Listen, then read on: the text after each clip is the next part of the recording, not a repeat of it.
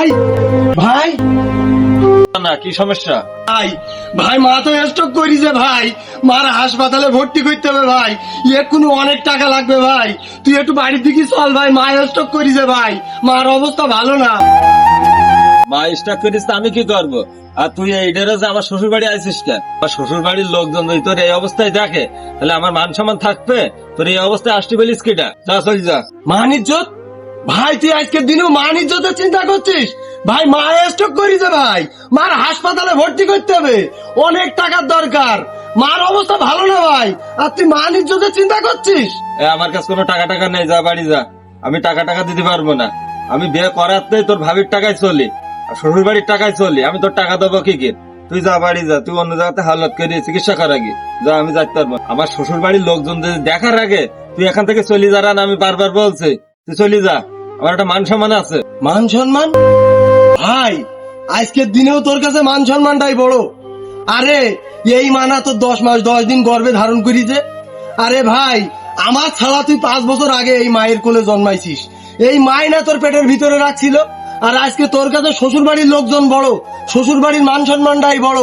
আজকে মা মর্মান্তিক অবস্থায় আছে, তাকে হাসপাতালে নিতে হবে, এটা তোর কাছে বড় হলো না?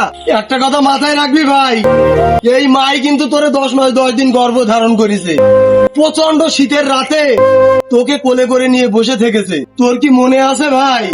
প্রচন্ড শীতের রাতে তুই প্রস্রাব করতিস, পায়খানা করতিস, ওই মা শীতকে কিছু মনে না করেও তোর প্রস্রাব পায়খানা পরিষ্কার করেছে, ওই মা তোর জন্য রাত জেগে বসে থেকেছে ভাই, ঘুমের কষ্ট করেছে, ওই মা বুকে দুধ খাইয়ে তোকে বড় করেছে।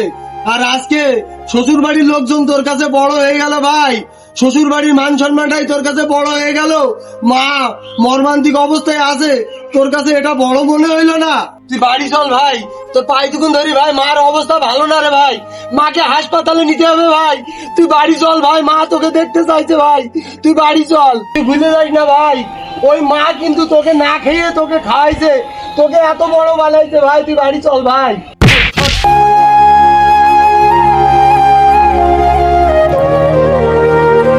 আরে দুলা এসব পাগল ছাগল কারে এসব দুলা ভাই?